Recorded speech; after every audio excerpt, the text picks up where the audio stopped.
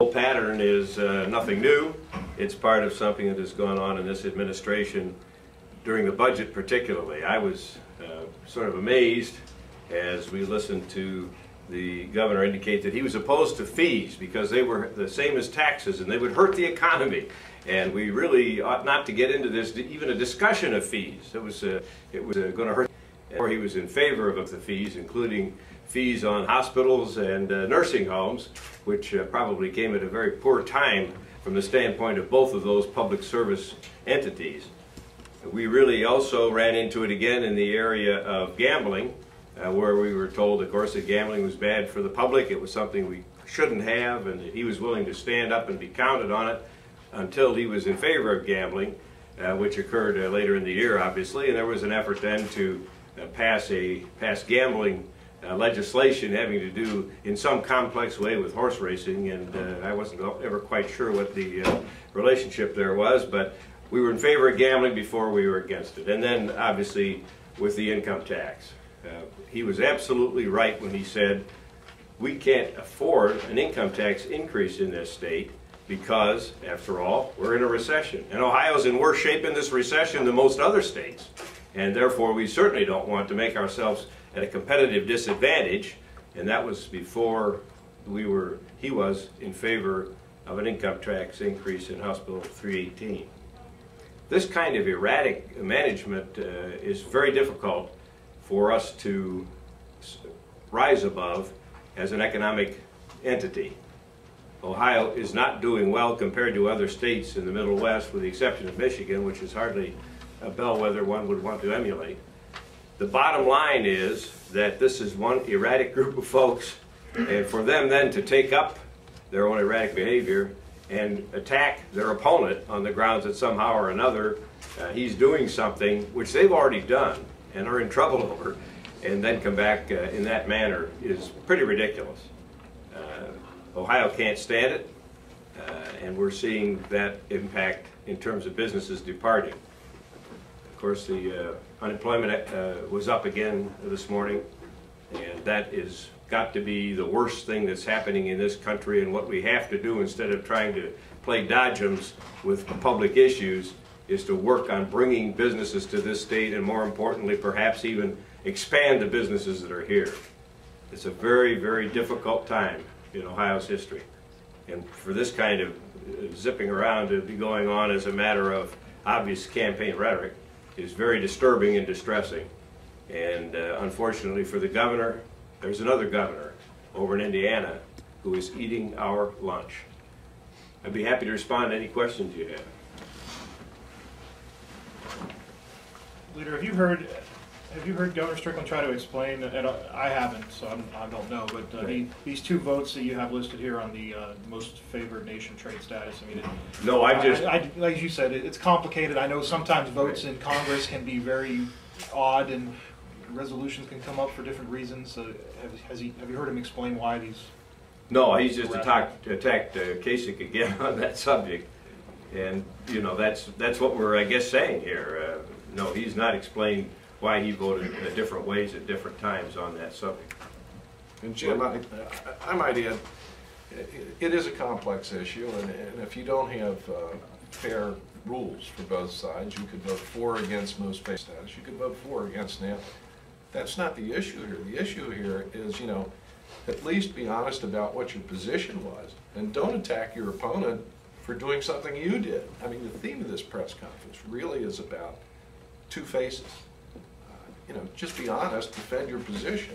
I mean, I believe that's what the Kasich campaign has done, but this Ted has not done. I think we can take one more question. This is the second time you guys have sort of taken the lead on a gubernatorial race issue. When are we going to see some quid pro quo with your nominee standing up? Well, I thought you were worried about Armand getting out front for his nominee. No, I'm talking about when is John Kasich going to stand with you guys and say that he supports all your legislative platforms and some of those things? I really haven't seen any of that from his campaign in terms of syncing up with House and Senate initiatives. I think that you will see more of that. Obviously, years, and I've never run for anything higher than the State House of Representatives, so I'm leaving that on the plate of those who are obviously more capable than I am.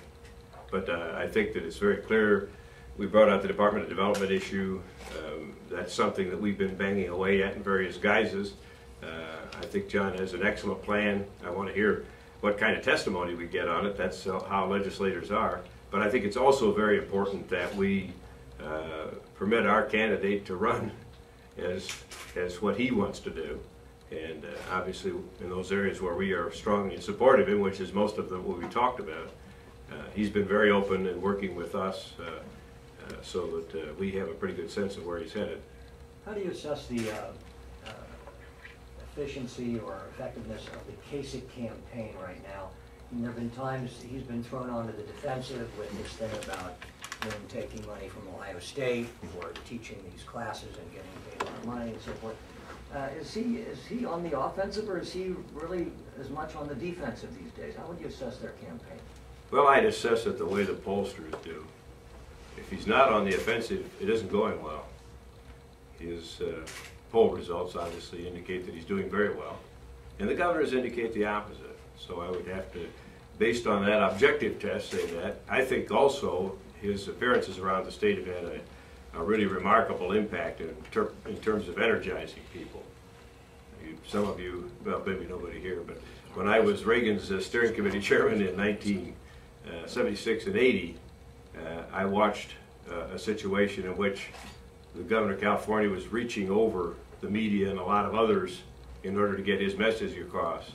And I think that that's what John's been doing. He's been all over the state talking with people. It's going very well. He's very much on the offensive. The Democrats in 2008 in the House ran a lot on the elect us to help Ted Strickland get his agenda. I think they did. And are you and your candidates doing a similar thing? Kind of going to that question of syncing with John Kasich. Are you running? Are your candidates going out talking about help Republicans take back the House to help John Kasich? I think one of the things that we're first saying is we need to take back the House.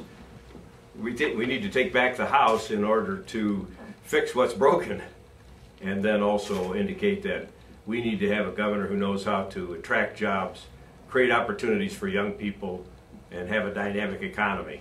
And so we're definitely identifying with him and talking about the positions that he's taken on the stump. Our results would indicate that there will be some very strange elections in terms of what tradition has provided in the past. What do you make of the fact that in some recent speeches, Kasich has no longer even mentioned his proposal to phase out the state income tax over 10 years. He's mentioned getting rid of the estate tax, and he said, I'm against higher taxes, but he has at times he has been conspicuously silent on his own major proposal. What do you make of that? Well, I would say this. I think that he made clear what his position was, and I can recite it for you, but I'm sure you can do it yourself, Bill. And that is that as the economy grows and expands, we want to be in a position to attract new business and industry, expand existing industry by indeed giving tax relief in those areas. Well, I understand it, but you're a political veteran here. Why would a candidate no longer be trumpeting his major proposal? It was never his major proposal. Let's keep that clear. It was never his major proposal. It's something that he